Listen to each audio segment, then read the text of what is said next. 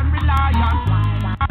Of the conquering lion, most tighter, you're the only one we can rely on. Hail of the conquering lion, most tighter, you're the only one we can rely on.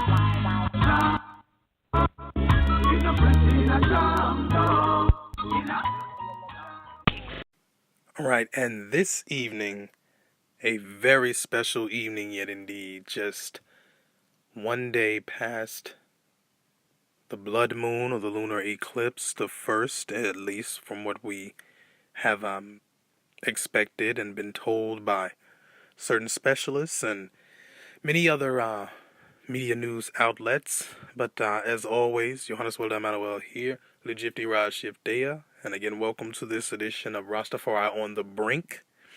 And again, as I mentioned, we have such a special guest here, and in the next segment, we will have him join us here on the Brink, on the podcast, and hopefully have gotten to know some of his work, even if you're not aware that he has been, the author or the artist behind the creation. I found that very interesting that so many ones, especially among the Rastafari community, because his elaborate and beautiful artwork is so reminiscent of anciency, but yet so present and looking toward the future in such its expression. And of course, artwork can always have that effect, but yet and still just to acknowledge him for, all of the works that he has done from times past, the works he's doing now, and much of what he has planned for the future. We were just so honored and privileged to have him here on the Brink for this podcast, and hopefully ones will take the time and make the time to give a listen here to what he has to say, because the brother definitely had quite an impact on myself, and it just so happened that actually moving so not so in passing, but just getting to know the brothers on a peer-to-peer level, we seem to find that we have so many commonalities, not only within just being Rastafari and having certain perspectives on history, economics, so on and so forth, but yet and still we have common peoples in which, of course, we knew. So that really just stood out as such a pleasantry, having this interview, especially for our first interview here on the Brink podcast. So hopefully ones will enjoy this as much as I did. Hopefully, well, I'm sure ones won't enjoy it as much as I did, because there were other things that were discussed offline or off the air that others just won't have a chance to even listen to, as we will keep that, in a sense, for ourselves as an experience that we will definitely draw upon, from henceforth in so many ways. So, again, so much really can be said, and we are just searching to find the words here, but really, in a sense, please do get comfortable and enjoy as we have our first interview here on Rastafari on the Brink with Rastafari artist and author, activist, so many accolades we can even give to this great man here, and still very much strong in the community and in much of the international sphere as far as the Rastafari community goes in that sense. Please make yourself in so many ways as comfortable as possible, because what you are going to hear now is nothing short of a treat. And here for this podcast, Rastafari artist and author Ras Abba Yahudah Sellassie, after this brief message. Wish I could see out of Selassie. Maybe my sovereignty will still be mine. If all the gangs in the world unify, be standing chance against the military tonight.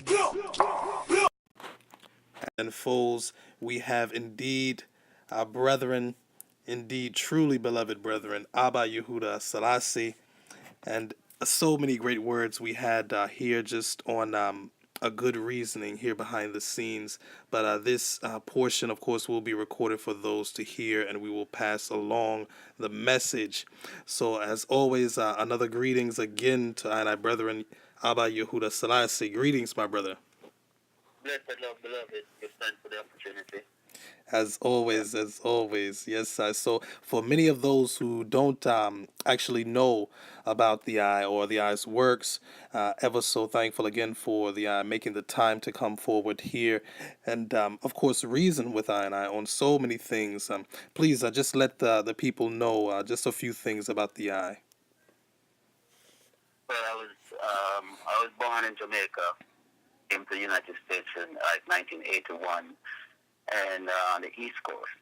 And, you know, in the 80s, you know, growing up in Jamaica, I saw a lot of things. And one thing that stuck with me was the vibration of Ras Tafari. And that vibration held me and held my consciousness in America when I came to America. So, you know, it wasn't like, you know, I experienced all of this in Jamaica. It's like I retained something of Rastafari energy that I experienced as a youth in Jamaica. And I knew ultimately that would be my destiny. You know, so within that context, as an artist, everyone knew that, you know, I am skilled in the fine art. That's what I do. You know, people could say, like, he will draw you just like you look, you know. But for me, it wasn't just about fine art. It was about the art of life, you know, finding the art of life. I, as a child, explored every aspect of my being, you know, in terms of my creative abilities. And it was just something that I was born with, like everybody else. It's just that I never deviated from that. I never stopped drawing. I never stopped singing, making music. I never stopped wanting to be my best self. You know, so I learned to write because I love to read. And my father used to say to me when I was a youth growing up, you know, he said, look, you know, anything that you're doing in terms of doing, you must do it with the best of your ability. You know, so for me that meant I have to find the science of the thing. There's a science to everything. And for me, that science is the art. And the art of living is what I've been trying to perfect in myself. So I would just, people asking, what do you do? I was like, well, I'm an artist. And what that really means is just a broad term, you know, I'm just a person seeking out the science and the art of everything. And to find that is to find the bliss, find the sweet spot, you know. And for me, that's passion. That's my essence, you know, in flux with my movement. That in itself is play for me. That's like making love, you know. So once you find your passion and you're living in your bliss, you no longer work. Yes, sir, indeed. You know, and so I've just been having fun with my life, you know, enjoying the different things that I can do with myself, you know, through my mind and through my body. And so I have to develop the kind of body that can execute my thoughts, you know, and that's where I'm at in my entire life.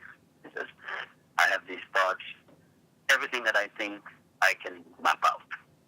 You know, if I feel something, if I feel like eating something, I can make that, you know, to satisfy myself. And so I have to develop a standard within my own self, you know. And after you develop aspects of yourself, you know, and realize, like, you don't really have any boundaries. You know, you're the only blockage to your growth and development. And that's what evolution is about. You know, it's developing your best self. You know, so that's what I have been trying to do all these years, is to develop my best self. And through my own evolution, I've had names, many names. You know, at this point, my destination is Abba Yahudah. And that's just the name, that's the function. I can cease to live within that consciousness and cease to be Abba Yahudah, but in my essence, that's who I am. You know. So people ask me, what's your name? I was like, I am. I don't say my name is. You know, I say I am Abba Yahudah. Because it's a being. You know. And that, you know, that's who I am. Yes, indeed. Ever so thankful, and indeed a name that, even so, from my own personal perspective, and I'm sure ones will notice as they continue to listen to the eye, and of course, you know, just witness a lot of the works that the eye continues to bring forward through the essence. Of course, as the eye mentioned before, as we were reasoning here behind the scenes, ones will truly, indeed, see the eye's spirit, and hopefully see the truth in everything that the eye puts forward. So, Wish I could see RAS Sellassie. Maybe my sovereignty will still be mine. If all the gangs in the world unify, be standing chance against the military tonight.